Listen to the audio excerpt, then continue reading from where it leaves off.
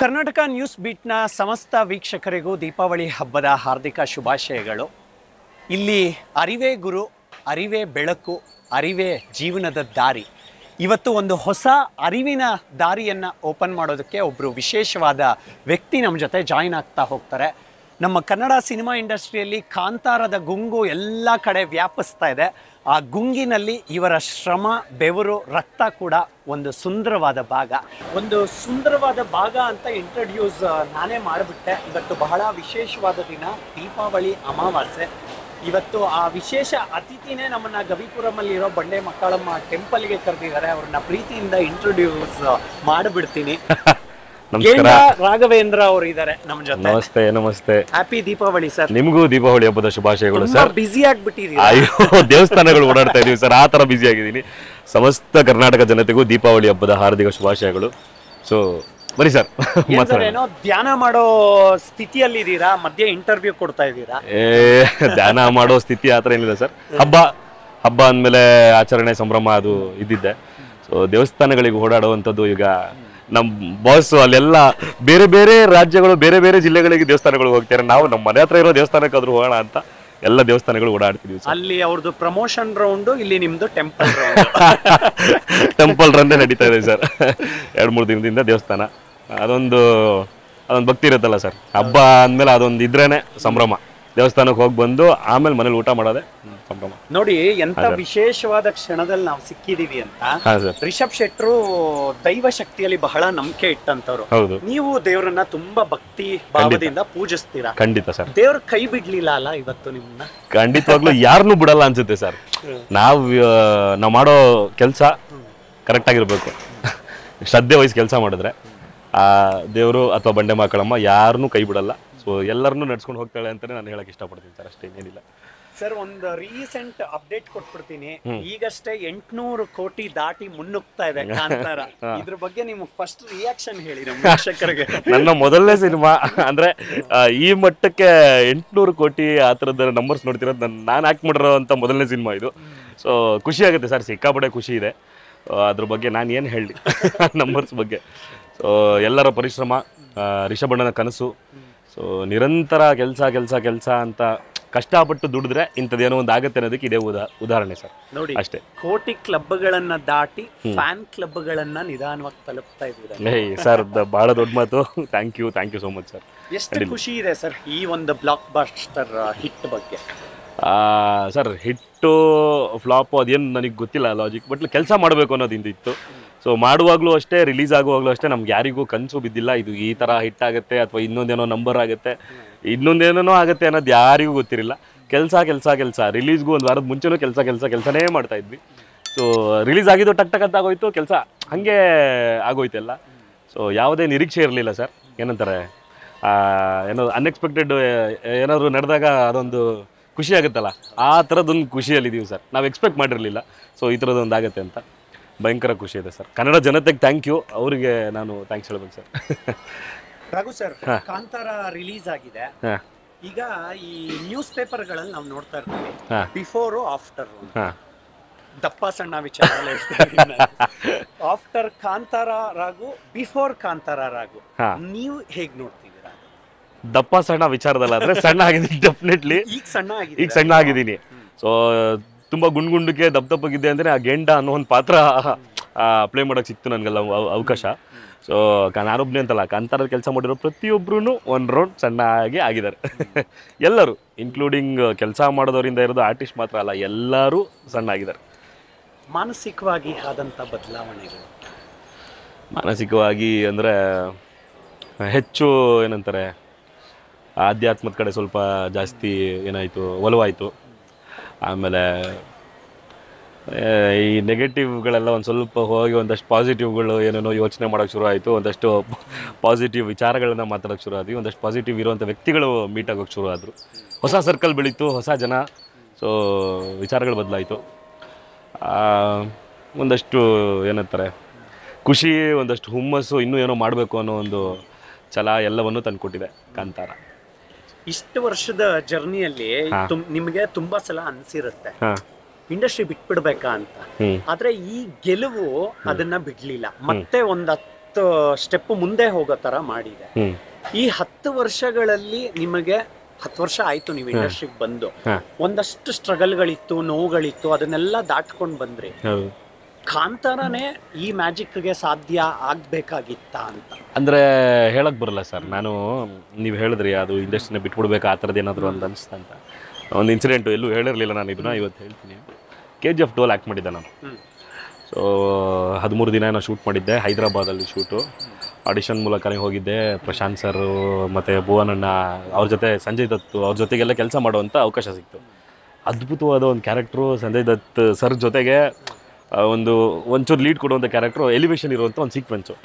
ಸೂಪರಾಗಿ ಆ್ಯಕ್ಟ್ ಮಾಡಿಬಿಟ್ಟಿದ್ದೀನಿ ನಾನು. ಸಂಜಯ್ ದತ್ ಅವರು ಪಕ್ಕದಲ್ಲೇ ನಿಂತ್ಕೊಂಡೆಲ್ಲ ಆ್ಯಕ್ಟ್ ಮಾಡಿದ್ದೀನಿ. ಸೂಪರಾಗಿ ಆ್ಯಕ್ಟ್ ಆಗಿತ್ತು. ಇಷ್ಟಿಷ್ಟು ಕಂಡು ಕ್ಲೋಸ್ ಎಲ್ಲ ತೊಗೊಂಡಿದ್ರು ಶಾರ್ಟ್ಸು.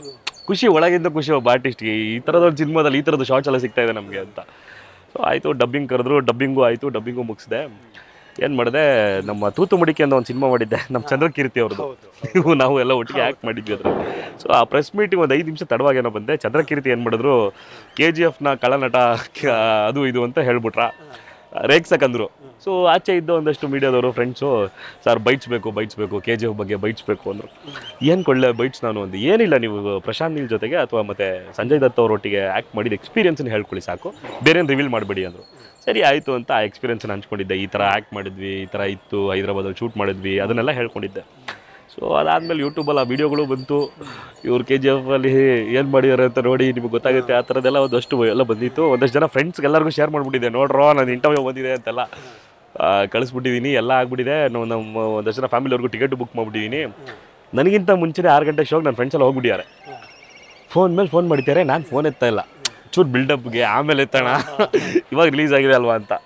ಆಮೇಲೆ ಗೊತ್ತಾಯ್ತು ವಿಚಾರ. ಫೋನ್ ಎತ್ತಿದಾಗ ಹೇಳೋ ಹೋದ್ರೆ, ಗುರು ಒಂದೇ ಒಂದು ಶಾರ್ಟಲ್ಲೂ ಇಲ್ಲ ಗುರು ನೀನು ಅಂದ್ಬಿಟ್ರು. ನೀವು ಸ್ಟಾರ್ ಫೀಲಿಂಗ್ ಅಲ್ಲಿ ಇದ್ರಿ ಸರ್. ನಾನು ಒಂದು ಅವರ್ ಬಿಟ್ಟು ಫೋನ್ ಎತ್ತೋಣ, ಒಂಚೂರು ಬಿಲ್ಡಪ್ಗೆ ಅಂತ ರಿಲೀಸ್ ಆಗಿದೆ ಸಿನಿಮಾ ಅಂತ.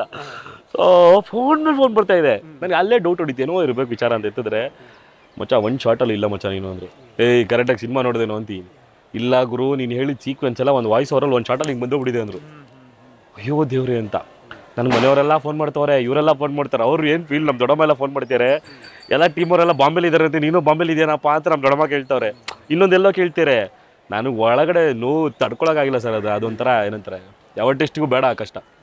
ಭಯಂಕರ ನೋವಾಗೋಯ್ತು ನನಗೆ ಅವತ್ತು. ನೀವು ನಂಬಲ್ಲ, ದೇವಸ್ಥಾನದ ಮುಂದೆ ಹೋಗಿ ಒಬ್ಬನೇ ಕೂತು ಇಡೀ ದಿನ ಹತ್ತಿದ್ದೀನಿ ದೇವಸ್ಥಾನದಲ್ಲಿ. ಯಾಕೆ ನನಗೆ ಹೆಂಗೆ ಮಾಡಿಬಿಟ್ಟೆ ದೇವ್ರೆ ಅಂತ. ಅಷ್ಟು ಜನ ಕೆಲಸ ಮಾಡಿದ್ರು ಸಿನಿಮಾದಲ್ಲಿ, ಯಾಕೆ ನನಗೆ ಹೆಂಗೆ ಮಾಡಿಬಿಟ್ರೆ. ನಾನು ಅದೊಂದು ಸಿನಿಮಾದಲ್ಲಿ ಮಾಡಿದ್ರೆ ಇನ್ನೊಂದು 10 ಸಿನಿಮಾ ಕೆಲಸ ಸಿಗ್ತಿತ್ತೇನೋ, ನಂದೊಂದು ಜೀವನ ನಡೀತಿತ್ತೇನೋ. ಸೊ ನೀವು ನಂಬಲ್ಲ, ಪ್ರಶಾಂತ್ ಸರ್ಗೆ ಒಂದು ಇನ್ಸ್ಟಾಗ್ರಾಮ್ ID ತೆಗ್ಬಿಟ್ಟು ಇಷ್ಟು ಉದ್ದ ಬರ್ದಿದೆ ನೋಟು. ಹೀರೋ ಸರ್ದು, ಹೀರೋಯಿನ್ ಮೇಡಮ್ದು ಕಟ್ ಮಾಡಿ ಅವ್ರು ಇಡೀ ಸಿನಿಮಾ ಇರ್ತಾರೆ. ನಾವು ಒಂದು ಸೀನಲ್ಲಿ ಬಂದೋಗಿರ್ತೀವಿ ಆರ್ಟಿಸ್ಟ್ಗಳು.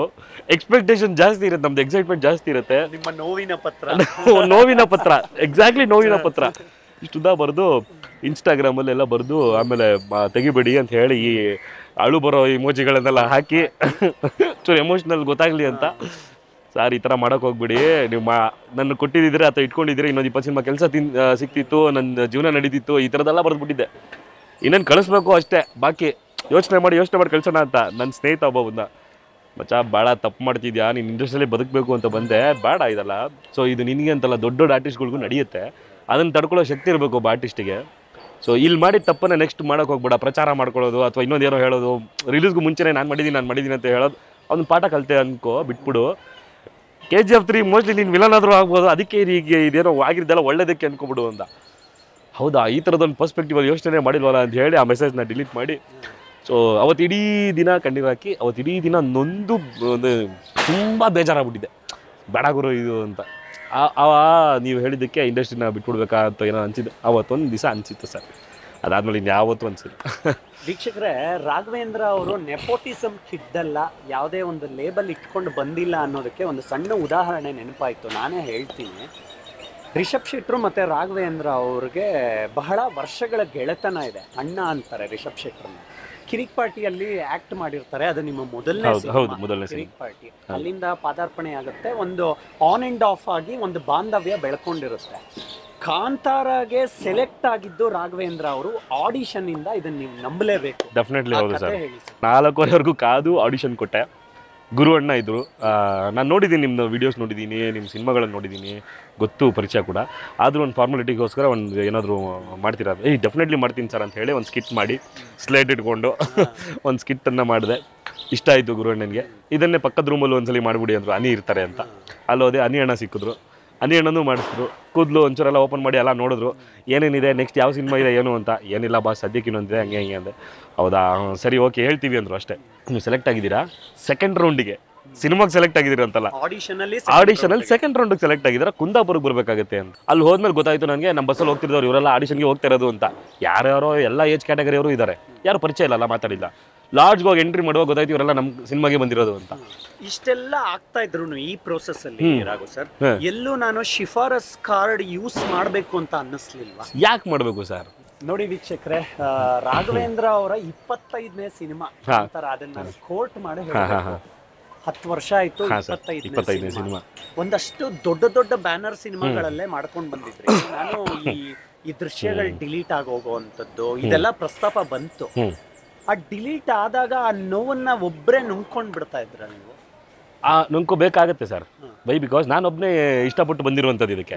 ಯಾರೋ ನನ್ನನ್ನು ಹೋಗೋ ನೀನೇನೋ ಮಾಡು ಅಥವಾ ಇನ್ನೊಂದು ಯಾರೋ ಎಕ್ಸ್ಪೆಕ್ಟ್ ಮಾಡಿ ನನ್ನ ತಂದೆ ತಾಯಿ ಆಗಲಿ ಅಥವಾ ನಮ್ಮ ಫ್ರೆಂಡ್ಸ್ ಆಗಲಿ ಯಾರೂ ನಮಗೆ ಏನು ಕಳಿಸಿದ್ದಲ್ಲ, ನನ್ನ ಪರವಾಗಿ ನೀನು ಹೋಗೋ ಅಥವಾ ಇನ್ನೊಂದೇನೋ ಮಾಡು ಅಂತ. ನಮ್ಮ ಇಂಡಸ್ಟ್ರಿಯಲ್ಲಿ ಯಾರೂ ಇದರಲ್ಲಿ ಇರಲಿಲ್ಲ. ನೀವು ಮುಂಚೆಯಿಂದ ನೋಡೋದಾದ್ರೆ ನಮ್ಮ ಇಡೀ ವಂಶದಲ್ಲೇ ನಾನೇ ಮೊದಲನೇವನು ಈ ಥರದೊಂದು ಫೀಲ್ಡ್ಗೆ ಬಂದಿರೋದು.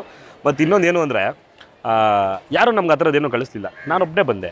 ಸೊ ಅಲ್ಲಾಗೋ ಗೆಲುವು ಅಥವಾ ನೋವು ಸೋಲು ಏನೇ ಇದ್ರೂ ಅದನ್ನು ನಾನೇ ತೊಗೋಬೇಕು. ಅದನ್ನು ಇನ್ನೊಬ್ಬರ ಮೇಲೆ ಹೇರೋದು ಅಥವಾ ಇನ್ನೊಬ್ರು ಶೇರ್ ಮಾಡ್ಕೊಳ್ಳೋದು ಅದು ಬರಲ್ಲ ಸರ್. ಈಗ ಪ್ರತಿಯೊಬ್ಬ ಆರ್ಟಿಸ್ಟ್ ನಾನೇನು ಹೇಳ್ತೀನಿ, ಇವತ್ತು ದೊಡ್ಡ ಸ್ಥಾನದಲ್ಲಿ ಯಾರಿದ್ದಾರೆ, ಇನ್ಕ್ಲೂಡಿಂಗ್ ರಿಷಬ್ ಅಣ್ಣನ ಸೇರಿಸ್ಕೊಂಡ್ರು ಕೂಡ ಅವ್ರಿಗಾಗಿರೋದ್ರ ಮುಂದೆ ನಮ್ದೆಲ್ಲ ಏನೂ ಅಲ್ಲ ಸರ್, ಏನೂ ಅಲ್ಲ ನಮ್ದೆಲ್ಲ ಅನ್ಸುತ್ತೆ. ಅವರ ಇನ್ಸ್ಪೈರ್ ಮಾಡೋದು ಯಾವಾಗಲೂ.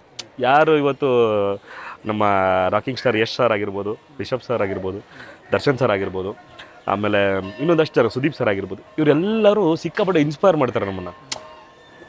ಅವರ ಫಸ್ಟು, ಅವರ ಬಿಗಿನಿಂಗ್ ಡೇಸು, ಅವರ ಇನ್ನೊಂದೇನೋ ಒಂದು ಸ್ಟ್ರಗಲ್ಲು, ಅದನ್ನೆಲ್ಲ ನೋಡಿದಾಗ ಗುರು ನಮ್ದೆಲ್ಲ ಏನೂ ಅಲ್ಲ ಗುರು.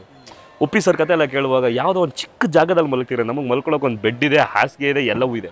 ಲೆಕ್ಕ ತೊಗೊಂಡ್ರೆ ಅವ್ರಿಗಿಂತ ಒಂದು 50% ನಾವು ಕಂಫರ್ಟಾಗಿ ಬದುಕ್ತಾ ಇದ್ದೀವಿ ಲೆಕ್ಕ ತೊಗೊಂಡ್ರೆ ಸರ್. ಸೊ ಅವ್ರು ಪಟ್ಟಿರೋ ಕಷ್ಟಗಳ ಮುಂದೆ, ಅವ್ರು ಪಟ್ಟಿರೋ ಅವಮಾನಗಳು ಅಥವಾ ಸ್ಟ್ರಗಲ್ಗಳ ಮುಂದೆ ನಮ್ದು ಏನೂ ಅಲ್ಲ. ಸೊ ಯಾರ್ಯಾರು ಇಂಡಸ್ಟ್ರಿಯಲ್ಲಿ ಇದ್ದಾರೋ ಅವರೆಲ್ಲರಿಗೂ ಹೇಳ್ತೀನಿ, ನಮ್ದು ಏನೂ ಅಲ್ಲ. ಆ ನೋವನ್ನು ನೆನೆಸ್ಕೋಬೇಕು, ನಾವು ಮಾಡೋ ಕೆಲಸದ ಮೇಲೆ ನೋಡ್ಕೊಂಡು ಹೋಗ್ತಾ ಇರ್ಬೇಕು ಮುಂದೆ ಅಷ್ಟೇ. ನಾನು ಬೆಂಗಳೂರಲ್ಲಿ 3 ಹಳೆ ಏರಿಯಾಗಳ ಹೆಸರು ಹೇಳ್ತೀನಿ ಸರ್. ಒಂದು ಇದು ಚಾಲೆಂಜ್ ತರನಾ? ನಿಮ್ಮ ಉಗಮ ಚಿಕ್ಕಪೇಟೆ ಒಂದು, ಇನ್ನೊಂದು ಸುಂಕದಕಟ್ಟೆ, ಈಗ ನೀವಿರೋ ನಾಗರಬಾವಿ.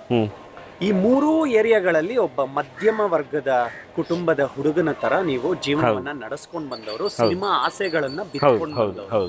ಆ ಕನಸಿನ ಓಟದಲ್ಲಿ ಯಾವತ್ತಾದ್ರೂ ಅನ್ನಿಸ್ತಾ ಅಯ್ಯೋ ಆಗತ್ತಾ ಇಲ್ವಾ ಅನ್ನೋಂಥ ಡೌಟ್ ಕ್ರಿಯೇಟ್ ಆಯ್ತಾ ಸರ್? ಇತ್ತು. ಇನಿಷಿಯಲ್ ಸ್ಟೇಜಸ್ ಅಲ್ಲಂತೂ ಸಿಕ್ಕಾಪಟ್ಟೆ ಡೌಟ್ ಇತ್ತು ನನ್ನ ಮೇಲೆ. ನನಗೆ ನಾನು ರಂಗಭೂಮಿ ಶುರು ಮಾಡೋ ಮುಂಚೆ ನನಗೆ ಏನು ಗೊತ್ತಿಲ್ಲ, ನನಗೆ ಈ ಫೀಲ್ಡೇ ಗೊತ್ತಿಲ್ಲ, ಏನು ಗೊತ್ತಿಲ್ಲ, ಆ್ಯಕ್ಟಿಂಗ್ ಅಂದರೆ ಹೆಂಗೆ ಮಾಡ್ತಾರೆ ಗೊತ್ತಿಲ್ಲ, ಯಾವುದೂ ಗೊತ್ತಿರಲಿಲ್ಲ ನನಗೆ. ಸೊ ಯಾವಾಗ ರಂಗಭೂಮಿಗೆ ಶುರು ಮಾಡಿದೆ, ನನಗೆ ಸಿಕ್ಕಿದ ಗುರು ಅಂತವ್ರು, ನನ್ನ ರಾಜ್ಗುರು ಸರ್ ಅಂತ, ನನ್ನ ಗುರುಗಳು ರಾಜ್ಗುರು ಹೊಸಕೋಟೆ ಅಂತ ನಿಮ್ಗೆ ಗೊತ್ತಿರುತ್ತೆ, ನಯನಾ ಸೂಡ ಮತ್ತು ರಾಜ್ಗುರು ಹೊಸಕೋಟೆ. ಅವರು ನನ್ನಲ್ಲಿ ಆ ಬೀಜನ ಬಿತ್ತಿ ಅದನ್ನು ಬೆಳೆಸಿ ಸಸಿ ಮಾಡಿ ನಾನು ನಟನಾಗಬಲ್ಲೆ ಅಂತ ಮಾಡಿ ಹೀರೋ ಕ್ಯಾರೆಕ್ಟರ್ಗಳನ್ನು ಮಾಡಿಸಿ ರಂಗಭೂಮಿಯಲ್ಲಿ ಒಂದಷ್ಟು ಲೀಡ್ ಶೋಗಳನ್ನು ಮಾಡಿಸಿ ಆಗ ನನ್ನ ಒಳಗೊಂದು ಹುಟ್ಟಿದ್ದು, ನಾನು ಮಾಡ್ತೀನಿ ಗುರು, ನನಗಾಗತ್ತೆ ಗುರು. ಅದ್ರ ಮೇಲೆ ಸ್ಟಡಿ ಮಾಡೋಕ್ಕೂ ಶುರು ಮಾಡಿದೆ ಅಥವಾ ರಿಸರ್ಚ್ ಮಾಡೋಕ್ಕೆ ಶುರು ಮಾಡಿದೆ. ಹೆಂಗೆ ಒಬ್ಬ ಆ್ಯಕ್ಟರ್ ಹೆಂಗೆ ಪ್ರಿಪೇರ್ ಆಗ್ತಾರೆ, ಹೆಂಗೆ ಮಾಡ್ತಾರೆ ಈ ಪಾತ್ರಗಳನ್ನು. ಸೊ ಅದ್ರ ಬಗ್ಗೆ ಎಲ್ಲ ತಿಳ್ಕೊಳ್ಳೋಕೆ ಶುರು ಮಾಡಿದಾಗ ಈ ಪ್ರೊಸೆಸ್ಸಾ ನಾನು ಮಾಡ್ತೀನಿ. ಆಲ್ಮೋಸ್ಟ್ ನಿಮ್ಗೆ ರಂಗಭೂಮಿಯಲ್ಲಿ ಅರ್ಧ ಮುಕ್ಕಾಲು ಭಾಗ ಪ್ರೊಸೆಸ್ ಆಗ್ಬಿಟ್ಟಿರುತ್ತೆ ನಿಮ್ಗೆ. ಅದು ಇನ್ನೇನಿದ್ರು ನೀವು ಡೀಟೇಲಿಂಗ್ ಮಾತ್ರ ಕಲಿಬೇಕಿರುತ್ತೆ. ಕಲಿಯೋದು ಯಾವತ್ತು ಏನಂತಾರೆ ಸುಲಭನೇ ಸರ್. ಇವತ್ತು ನಿಮ್ಮ ಜೊತೆ ಮಾತಾಡ್ತಿರುವಾಗ ನಾನು ಏನೋ ಒಂದು ಕಲ್ತಿರ್ತೀನಿ, ನನಗೆ ಗೊತ್ತಿರಲ್ಲ, ಅದು ನಾಳೆ ಹೆಲ್ಪ್ ಆಗುತ್ತೆ. ಸೊ ಆ ಥರ ಕಲಿತಾ ಹೋದಾಗ ನಮ್ಮ ಒಳಗೆ ಆಟೋಮೆಟಿಕ್ಕಾಗಿ ಒಂದು ಕಾನ್ಫಿಡೆನ್ಸ್ ಬಂದ್ಬಿಡುತ್ತೆ. ಸೊ ಅದು ನಿಮ್ಮನ್ನು ಏನು ಬೇಕಾದ್ರೂ ಮಾಡಿಸ್ಬಿಡುತ್ತೆ. ಅದಕ್ಕೆ ನಮಗೆ ಮಾಡಿಸೋದಕ್ಕೆ ಒಂದು ಪ್ಲಾಟ್ಫಾರ್ಮ್ ಕೊಡಬೇಕು ಅಥವಾ ಯಾರಾದ್ರೂ ಒಬ್ರು ಕೈ ಇಟ್ಕೊಂಡು ಕರ್ಕೊಂಡು ಹೋಗ್ಬೇಕು. ಅದು ರಿಷಬಣ್ಣ. ನೋಡಿ, ಈಗ ನೀವು ಕಾಂತಾರದಲ್ಲಿ ಗೇಂಡಾ ಪಾತ್ರ ಮಾಡಿ ಗಡ್ಡ ಬಿಟ್ಕೊಂಡು, ಅದು ಒಂದಷ್ಟು ನಟನಾಗಿ ನಿಮ್ಮ ತಯಾರಿಗಳನ್ನ ಇಟ್ಕೊಂಡೇ ಮಾಡಿರ್ತೀರ. ಎಷ್ಟು ವರ್ಷ ಇದಕ್ಕೋಸ್ಕರ ಕಾದಿದ್ರಿ ನಿಮಗ್ ಮಾತ್ರ ಗೊತ್ತು. ನೀವು ಇವಾಗ ಏನೋ ನಾರ್ಮಲ್ ಆಗಿ ಇವಾಗ ನೀವು ಪಾತ್ರಗಳನ್ನ ಮಾಡದೆ ನಾರ್ಮಲ್ ರೋಡಲ್ಲಿ ಈ ಗೆಟಪ್ ಅಲ್ಲಿ ಹೊಟ್ಟೋದ್ರೆ ನಿಮ್ಮನ್ನ ನೋಡೋ ದೃಷ್ಟಿ ಬೇರೆ. ಹೌದು. ಎರಡು ಡಿಫ್ರೆನ್ಸಸ್ ನೋಡಿದ್ರ ನೀವು? ಖಂಡಿತವಾಗ್ಲೂ ನೋಡಿದ್ದೀನಿ ಸರ್, ಖಂಡಿತವಾಗ್ಲೂ ನೋಡಿದ್ದೀನಿ. ಅಂದರೆ ಏನು ಹೇಳಿ ಯಾರಪ್ಪ ಇವನು ಈ ತರ ಬಂದಿದಾನಲ್ಲ ಅಂತ ಸರ್ ಮನೆಯಲ್ಲೇ ಬೈದವ್ರು ಇದಾರೆ ಸರ್, ತೆಗಿಯೋ ಇದೆಲ್ಲ ತೆಗಿಯೋ, ನೋಡಕ್ ಆಯ್ತಲ್ಲ ನನ್ನ ಕೈಲಿ ತೆಗಿಯೋ ಅಂತ. ನಾನು ನಮ್ಮ ಅಮ್ಮಗೆ ಬೈಯೋದು, ಅಮ್ಮ ನೀನೇ ನೋಡಕ್ ಆಗ್ತಿಲ್ಲ ಅಂದ್ರೆ ಕನ್ನಡ ಜನತೆ ಅಥವಾ ಲಕ್ಷಾಂತರ ಜನ ಸಿನಿಮಾ ನೋಡ್ತಾರೆ, ಅವ್ರು ಹೆಂಗ್ ನೋಡ್ಬಿಡ, ಅಯ್ಯೋ ನಿನ್ ಪಾತ್ರಕ್ಕೆ ಬೇಕಾದ್ರೆ ಅನ್ಸ್ಕೊಳ್ಳಿ ಅಂತ ನೀನೇನಾದ್ರು ತೆಗಿಯೋ, ಇವಾಗ ಬೇಡ ತೆಗಿಯೋ ಅಂತ. ಇಲ್ಲ ನಾನು ಇಟ್ಕೋತೀನಿ ಅಂತ ಇಷ್ಟು ವರ್ಷ ಇಟ್ಕೊಂಡಿದ್ದಕ್ಕೆ ಒಂದು ಸಾರ್ಥಕತೆ ಸಿಕ್ತು ಅನ್ಸುತ್ತೆ ಸರ್, ಈ ಥರದೊಂದು ಸಿನಿಮಾದಲ್ಲಿ ಒಂದು ಅವಕಾಶ. ಗಡ್ಡ ಯಶಸ್ ತಂದ್ಕೊಡ್. ನಾನು ಹಳೆ ಇಂಟರ್ವ್ಯೂ ಅಲ್ಲಿ ನಾವು ಒಂದ್ಸಲ ಹೇಳ್ತಿದ್ದೆ, ಬಿಡೋರ್ಗು ಇದನ್ನ ಹೇಳಿ, ಗಡ್ಡ ಬಿಟ್ಟವ್ರಿಗೂ ಅಥವಾ ಕೂದಲು ಬಿಡೋರ್ಗು ಒಂದು ಹೇಳ್ತೀನಿ. ನಾನು ಹಳೆ ಇಂಟರ್ವ್ಯೂ ಕೊಟ್ಟಾಗ್ಲೂ ಹೇಳಿದೆ, ಯಾವಾಗ ನಿಮ್ಗೆ ಅವಮಾನಗಳು ಜಾಸ್ತಿ ಶುರು ಆಯ್ತು ಅಂದ್ರು, ಗಡ್ಡ ಕೂದಲು ಬಿಟ್ಮೇಲೆ ಜಾಸ್ತಿ ಶುರು ಆಯ್ತು ಅಂದೆ ನಾನು. ನಿಜವಾಗ್ಲೂ ಗಡ್ಡ ಕೂದಲು ಬಿಟ್ಟಿರೋರ್ಗೆ ಮಾತ್ರ ಗೊತ್ತು ಅವಮಾನಗಳೇನು ಅಂತ. ಸರ್ ನೀವು ಏನಂತಾರೆ, ಸಿಕ್ಕಾಪಟ್ಟೆ ಅವಮಾನಗಳು ಸರ್. ಇಂಡಸ್ಟ್ರಿಯಲ್ಲೇ ಲೆಕ್ಕ ತಗೊಂಡ್ರೆ ಒಂದಷ್ಟು ಆಡಿಷನ್ಗಳಿಗೆ ಹೋಗ್ತಿದ್ವಿ, ಒಂದಷ್ಟು ಕಡೆ ಹೋಗ್ತಿದ್ವಿ, ನೀವು ಅರ್ಚ್ಕೊಂಡು ಕಿರ್ಚ್ಕೊಂಡು ಇಂಟೆನ್ಸ್ ಆಗೆಲ್ಲ ಪರ್ಫಾರ್ಮ್ ಮಾಡಿದ್ರು ಅವ್ರು ನಿಮ್ಮನ್ನ ನೋಡ್ತಾ ಇದ್ದಿದ್ದು ಎಲ್ಲಿ ಗೊತ್ತಾ, ವಿಲನ್ ಹಿಂದೆಗಡೆ ನಿಲ್ಸ್ಬಿಡೋಣ, ಅವನ್ನ ಸೂಪರಾಗಿ ಕಾಣಿಸ್ತಾನೆ. ಒಬ್ಬ ವಿಲನ್ ಇದ್ರೆ ಅವ್ನ ಹಿಂದೆಗಡೆ ನಿಲ್ಲಕ್ಕೆ ಒಂದು 5-6 ಜನ ಬೇಕು, ಒಂದು ಅವ್ರ ರೈಟ್ ಹ್ಯಾಂಡ್ ಲೆಫ್ಟ್ ಹ್ಯಾಂಡ್ಗಳು ಆ ಥರ, ಅದಕ್ಕೆ ಚೆನ್ನಾಗಿ ಕಾಣಿಸ್ತಾನೆ ಅವನು. ಮತ್ತು ನೀವು ಅಲ್ಲಿ ಪರ್ಫಾರ್ಮ್ ಮಾಡಿದ್ದೇನಾಯ್ತು, ನೀವು ಅಷ್ಟು ಇಂಟೆನ್ಸಿಟಿ ಕೊಟ್ಟು ಕಣ್ಣೀರಾಗಿ ಪರ್ಫಾರ್ಮ್ ಮಾಡಿದ್ರಿ ಗೊತ್ತಾ, ಅದನ್ನ ನೋಡಲೇ ಇಲ್ಲ ಅವರು. ಅವ್ರು ನೋಡಿದ್ದು ಬರೀ ನನ್ನ ಔಟ್ಲುಕ್ ಮಾತ್ರ. ಸೊ ಆ ಥರ ನನ್ನೊಬ್ಬನಿಗೆ ಅಲ್ಲ, ಗಡ್ಡ ಕೂದಲು ಬಿಟ್ಟಿರುವಂಥ ಎಷ್ಟೋ ಕಲಾವಿದ್ರಿಗೂ ಆ ಅವಮಾನಗಳಾಗಿರುತ್ತೆ. ಸೊ ವೆಯ್ಟ್ ಮಾಡಿ, ಒಂದು ಟೈಮ್ ಬಂದೇ ಬರುತ್ತೆ, ನೀವು ಹಾಕಿ ನಿಮ್ಮ ಕೂದಲು ನಿಮ್ಗೆ ಅನ್ನ ಕೊಡುತ್ತೆ ಒಂದಲ್ಲ ಒಂದು ದಿನ. ರಾಘು ಸರ್, ದೀಪಾವಳಿ ಶುಭ ಸಂದರ್ಭದಲ್ಲಿ ನಿಂತಿದ್ದೀವಿ. ದೀಪಾವಳಿ ನಿಮ್ಮ ಪಾಲಿಗೆ ಈ ದೀಪಾವಳಿ ತುಂಬಾನೇ ಸ್ಪೆಷಲ್ ಅಂತ ಅನ್ಕೊಳ್ಬೋದು. ಕಾಂತಾರ ರಿಲೀಸ್ ಆದ್ಮೇಲೆ ಒಂದು ಹೊಸ ವೇ ಶುರುವಾಗಿದೆ ನಿಮ್ಗೆ ಆಸ್ ಎನ್ ಆರ್ಟಿಸ್ಟ್ ಆಗಿ. ಎಲ್ಲರೂ ನಿಮ್ಮನ್ನು ಗುರುತಿಸ್ತಾರೆ. ಇವತ್ತು ಗವಿಪುರಂ ಅಲ್ಲಿ ಬಂದಾಗ್ಲೂ ಎಲ್ಲರೂ ಸೆಲ್ಫಿ ಕೇಳ್ತಾ ಇದ್ರು, ಫೋಟೋಸ್ ತಗೊಳ್ತಾ ಇದ್ರು, ಫ್ಯಾಮಿಲೀಸ್ ಎಲ್ಲ ಬಂದು ಮಾತಾಡಿಸ್ತಾ ಇದ್ರು ವ್ಯೂವರ್ಸ್. ಆ ಪ್ರೀತಿ ಎಲ್ಲ ಈ ದೀಪಾವಳಿ ಸಂದರ್ಭದಲ್ಲಿ ಆಗಿದ್ದ ಕಾಕತಾಳಿಯನ ಒಂದು ಹೊಸ ಬೆಳಕು ಅನ್ಬೋದಾ ಸರ್? ದಸರಾ ಇಂದಾನೆ ಶುರು ಆಗೋಯ್ತು ಅನ್ಬೋದು ಸರ್. ನೋಡಿ, ಅಣ್ಣವರು ಹೊಸ ಬೆಳಕು ಅಂತ ಸಿನಿಮಾ ಮಾಡಿದ್ರು. ನಮ್ಮ ಅಣ್ಣ ಏನು ರಿಷಭಣ್ಣನೇ ಹೇಳಿದ್ದಾರೆ, ಬೆಳಕಲ್ಲ ಇದು ದರ್ಶನ ಅಂತ. ಆ ಥರದೊಂದು ದರ್ಶನದ ಬಾಗ್ಲು ಸರ್ ನಮಗೆ, ಅಂದರೆ ಮುಂದಕ್ಕೆ ಹೋಗೋದಕ್ಕೆ. ಇನ್ನೊಂದೇನೋ ಆಗ್ಬಿಡ್ತು ಅಲ್ಲ, ಅಥವಾ ಲೈಫಲ್ಲಿ ಏನೋ ಕಾಂತಾರ ಆದ ನಂತರ ಇವನೇನೋ ಇನ್ನೊಂದೇನೋ ಆಗ್ಬಿಟ್ಟ, ಅಥವಾ ಇನ್ನೊಂದೇನೋ ರೇಂಜ್ ರೋವರ್ ತೊಗೊಂಡ್ಬಿಟ್ಟ, ಇನ್ನೊಂದೇನೋ ಆಗ್ಬಿಟ್ಟ, ಅದು ಯಾವುದೂ ಅಲ್ಲ ಸರ್. ಒಂದು ನಾವು ಒದ್ದಾಡ್ತಿರ್ತೀವಿ, ಯಾವ ದಾರಿ ಎಲ್ಲೋಗ್ಬೇಕು ಕರೆಕ್ಟ್ ರೂಟ್ ಗೊತ್ತಿರಲ್ಲ ನಮಗೆ, ಅಥವಾ ಕರೆಕ್ಟ್ ವೇ ಗೊತ್ತಿರಲ್ಲ. ಅದನ್ನು ಕರ್ಕೊಂಡು ಬಂದು ತೋರಿಸಿದಂಥ ಸಿನಿಮಾ ಇದು. ಅದನ್ನು ಕರ್ಕೊಂಡು ಬಂದು ಬಿಟ್ಟರು, ಅಣ್ಣ ಈ ದಾರಿಯಲ್ಲಿ ಹೋಗ್ರ ನೀವು ಅಂತ. ಸೊ ಅದು ಹೇಳಿದ್ನಲ್ಲ, ಇಲ್ಲಾದ್ಮೇಲೆ ಸಿಗ್ತಿರೋಂಥ ಜನಗಳು ಬೇರೆ, ಸರ್ಕಲ್ ಬೇರೆ, ಒಂದಷ್ಟು ಪಾಸಿಟಿವ್ ಪೀಪಲ್ಗಳು ಸಿಗ್ತಿದ್ದಾರೆ, ಒಂದಷ್ಟು ವಿಚಾರವಂತರು ಸಿಗ್ತಿದ್ದಾರೆ, ಏನೇನೋ ನಡೀತಾ ಇದೆ ಜೀವನದಲ್ಲಿ. ಯಾವತ್ತೂ ಫೋನ್ ಮಾಡಿದಾರಲ್ಲ ಫೋನ್ ಮಾಡ್ತಿದ್ದಾರೆ, ಇನ್ನೊಂದೇನೋ ಮಾಡೋಣ ಅಂತಿದ್ದಾರೆ, ಹೊಸ ಟೀಮ್ಗಳು ಪರಿಚಯ ಆಗ್ತಿದೆ, ಸರ್ ಈ ಥರದ್ದೇನೋ ಒಂದು ಮಾಡೋಣ ಅಂತ. ಅದೇ ಅನ್ಸೋದು, ಇವರೆಲ್ಲ ಎಷ್ಟು ದಿವಸ ಎಲ್ಲಿದ್ರು ಅಂತ. ಇದ್ರು ಪಾಪ ಅವರೆಲ್ಲ, ನಾವು ಎಲ್ಲೋ ಒಂದು ಕಡೆ ಇದ್ವಿ. ಅವರಿಬ್ಬರನ್ನ ಮೀಟ್ ಮಾಡಿಸೋ ಪಾಯಿಂಟ್ ಈ ಥರದ್ದು ಏನೋ ಒಂದು ಆದಾಗ ಆ ಮೀಟಿಂಗ್ ಪಾಯಿಂಟ್ ಆಗುತ್ತೆ ಸರ್. ಬಿಟ್ರೆ ಬೇರೆ ಇನ್ನೊಂದೇನೋ ಆಗ್ಬಿಡಲ್ಲ. ದೀಪಾವಳಿ ಮಾಡಕ್ಕೆ, ಪಟಾಕಿ ಹೊಡಿಯೋಕ್ಕೆ ಟೈಮ್ ಇದೆ ನಿಮ್ಮ ಹತ್ರ? ಟೈಮ್ ಖಂಡಿತವಾಗ್ಲೂ ಇದೆ ಸರ್. ದೀಪಾವಳಿ ಅಂದ ತಕ್ಷಣ ನನ್ಗೆ ಒಂದೇ ಒಂದು ಚಿಕ್ಕ ಇನ್ಸಿಡೆಂಟು, ನೀವು ನಂಬಲ್ಲ, ನಾವು ಅಂದರೆ ಮಿಡಲ್ ಕ್ಲಾಸ್ ಫ್ಯಾಮಿಲಿ ಆಗಿರೋದ್ರಿಂದ ನನಗೆ ಭಯಂಕರ ಹುಚ್ಚು ಪಟಾಕಿ ಹೊಡಿಯೋದು. ಯಾರಾದರೂ ಹೊಡೆದು ಬಿಟ್ಟಿರೋ ಪಟಾಕಿಗಳಿರೋದು ಗೊತ್ತಾ, ಅದನ್ನೆಲ್ಲ ಆಯ್ಕೊಂಬಂದೆಲ್ಲ ಹೊಡಿತಾ ಇದ್ದೆ ಚಿಕ್ಕ ವಯಸ್ಸಲ್ಲಿ ಇದ್ದಾಗ. ರೋಡ್ ಇದೆಲ್ಲ ಆಯ್ಕೊಂಬಂದು ಹೊಡಿತಾ ಇದ್ವಿ. ಅದೊಂದು ಖುಷಿ ನಮಗೆ. ಏನೋ ಒಂಥರ, ಅಯ್ಯೋ ಯಾರೋ ಬಿಟ್ಬಿಟ್ಟಾಗುರು, ಯಾರೋ ಶ್ರೀಮಂತ ಅರ್ಧಕ್ಕೆ ಬಿಟ್ಬಿಟ್ಟವನೇ, ಅದು ಟುಸ್ತಾಗೋಯ್ತು ಬಾ ಅಂತ ನಾವು ಹೋಗಿ ಎತ್ಕೊಂಬರೋದು. ನಾನು ನನ್ನ ಫ್ರೆಂಡ್ಸ್ ಅಲ್ಲ, ನಾನು ಪೂರ್ಣಿ ಅಂತ ನನ್ನ ಫ್ರೆಂಡ್ ಇದ್ದ, ಪಕ್ಕದ ಮನೆಯವನೇ. ಸಿಕ್ಕಾಪಟ್ಟೆ ತರಲೆಗಳು ಮಾಡಿದೀವಿ ಆ ಥರ, ಪಟಾಕಿಗಳನ್ನ ತರೋದು, ಈ ಸ್ಕೈ ಶಾಟ್ ಎಲ್ಲ ಮಲಗಿಸ್ಬಿಟ್ಟೆಲ್ಲ ಹೊಡೆದ್ಬಿಡೋದು, ಈ ಥರದ್ದು ಏನೇನೋ ಮಾಡ್ಬಿಟ್ಟಿದ್ವಿ ಆ ಟೈಮಲ್ಲಿ. ಆವಾಗ ನಮಗೆ ಏನಂತಾರೆ, ನಿಜ ಹೇಳಬೇಕು ಅಂದರೆ ಪಟಾಕಿಗಳು ತಗೊಳೋಕ್ಕೂ ತೀರಾ ಬಡತನ. ತಂದೆ ಮೇಲೆ ನಮಗೆ ಜವಾಬ್ದಾರಿ ಗೊತ್ತಿತ್ತು. ಒಂದು ಕ್ಷಣ ನಮ್ಮಪ್ಪ ತಂದ್ಕೊಡ್ತಾರೆ ನನಗೆ, ಅಪ್ಪ ನನಗೆ ಪಟಾಕಿ ಇದೇ ಬೇಕು ಅಂದರೆ ನಮ್ಮಪ್ಪ ತಂದ್ಕೊಟ್ಬಿಡ್ತಾರೆ. ಅದನ್ನು ಕೇಳೋಕ್ಕೆ ನನ್ನ ಒಳಗಿರೋ ಏನಂತಾರೆ, ಅವನು ಒಪ್ತಿರಲಿಲ್ಲ. ಬೇಡ ಅಪ್ಪ, ನಮ್ಮಪ್ಪ ಕಷ್ಟಪಡ್ತಿರೋದು ನಮ್ಮ ಹೊಟ್ಟೆಗೆ ಅಥವಾ ನಮ್ಮ ಇನ್ನೊಂದೇನಕ್ಕೋ, ನಮ್ಮ ಒಳ್ಳೇದಾಗಲಿ ಅಂತ. ನಾವು ಅದನ್ನು ಪಟಾಕಿ ಹೊಡೆದು ಇನ್ನೊಂದೇನೋ ಮಾಡಿ ಹಾಳು ಮಾಡೋದು ಬೇಡ ಅಂತ ಹೇಳಿ ನನ್ನ ಫ್ರೆಂಡ್ಸ್ ಮನೆಗೆ ಹೋಗ್ತಿದ್ದೆ ಪಟಾಕಿ ಹೊಡಿಯೋಕ್ಕೆ ಅಂತ. ಜಯರಾಜ್ ಅಂತ ಇದ್ದ, ಅವ್ರ ತಂದೆ ಒಂದು ಚೀಲದಲ್ಲಿ ಪಟಾಕಿ ತರೋರು. ಅವರಿಬ್ಬರೇ ಮಕ್ಕಳು, ಎಷ್ಟು ಹೊಡಿತಾರೆ ಅವರು. ನಾವು ಹೋಗೋದು ಅಲ್ಲಿ, ನಾನು ಪಟಾಕಿ ಹೊಡಿಯೋದು ಅವ್ರ ಜೊತೆಗೆ. ನಮ್ಮ ಮಾಮ ತಂದ್ಕೊಡೋರು ಪಟಾಕಿಗಳನ್ನು. ಸೊ ಯಾರ್ಯಾರ ಮನೇಲಿ ಪಟಾಕಿ ಜಾಸ್ತಿ ತರ್ತಾರೋ ಅವ್ರ ಮನೆಗೆಲ್ಲ ಹೋಗಿ ಪಟಾಕಿ ಹೊಡಿತಾ ಇದೆ. ಇವತ್ತು ಭಗವಂತನ ಆಶೀರ್ವಾದ ಅಥವಾ ಜನತೆ ಆಶೀರ್ವಾದ, ಇವತ್ತು ನಮ್ಮ ಮನೇಲೆ ಒಂದು ಚೀಲ ಪಟಾಕಿ ತಂದು ನಾವೇ ಹೊಡಿಯೋ ಮಟ್ಟಕ್ಕೆ ಬಂದಿದ್ದೀವಿ ಸರ್. ಅಲ್ಲ, ಸೌಂಡ್ ತುಂಬ ಜೋರಾಗಿ ಸರ್. ಸೊ ಇಷ್ಟ್ರ ಮಟ್ಟಿಗಂತೂ ಭಗವಂತ ಕೊಟ್ಟಿಯನ್ ಸರ್. ಹಾಂ ಸರ್. ಇಂಡಸ್ಟ್ರಿಯಲ್ಲಿ ಸೌಂಡ್ ಅಂತ ಹೇಳಿದೆ ನಾನು, ಅಂದ್ರೆ ಎಷ್ಟು ಐರಾನಿಕಲಿ ಸಿಂಕ್ ಆಗುತ್ತೆ ಅಂತ. ಒಂದಷ್ಟು ದಿನಗಳು ನೀವು ಡೈರೆಕ್ಟರ್ಗಳ ಮನೆಗೆ ಹೋಗೋದು, ಆಡಿಷನ್ಸ್ಗಳಿಗೆ ಹೋಗೋದು, ಪಾತ್ರಗಳನ್ನ ಕೇಳೋದು. ಈಗ ನಾನು ನೇರವಾಗಿ ಕೇಳ್ತೀನಿ, ಇಂಡಸ್ಟ್ರಿಯಿಂದ ಕರೆಗಳು ಬರೋಕ್ಕೆ ಶುರು ಆಗಿದೆಯಾ ಸರ್? ಶುರು ಆಗಿದೆ. ನಾನು ಮೇಜರಾಗಿ ಹೇಳಬೇಕು, ಅಥವಾ ದೊಡ್ಡ ಡೈರೆಕ್ಟರ್ಗಳು ಅಥವಾ ದೊಡ್ಡ ಪ್ರೊಡಕ್ಷನ್ ಹೌಸ್ ಏನಿದೆ ಅವ್ರು ಯಾರೂ ಫೋನ್ ಮಾಡಿಲ್ಲ. ಸೊ ನನಗೆ ಒಂದಷ್ಟು ಜನ ಹಳುಬ್ರು ಒಂದಷ್ಟು ಸಿನಿಮಾಗಳನ್ನು ಮಾಡೋಣ ಅಂತ ಹೇಳಿದರು. ಅವರೆಲ್ಲ ಬಿಟ್ಬಿಟ್ಟಿದ್ರು, ರಾವು ಕೈಲಿ ಏನೂ ಆಗಲ್ಲ ಅಂತ. ಸೊ ಇವತ್ತು ಕಾಂತಾರ ಬಂದಮೇಲೆ ಅವರೆಲ್ಲ ಫೋನ್ ಮಾಡ್ತಾರೆ, ಸರ್ ಮತ್ತೆ ಶುರು ಮಾಡಿಬಿಡೋಣ ಸರ್, ಅದೊಂದು ಬಿಟ್ಟಿದ್ವಲ್ಲ ಪೆಂಡಿಂಗ್ ಇತ್ತಲ್ಲ ಅದು ಮುಗಿಸ್ಬಿಡೋಣ, ಆ ಥರದವ್ರು ಮುಂದೆ ಬರ್ತಿದ್ದಾರೆ.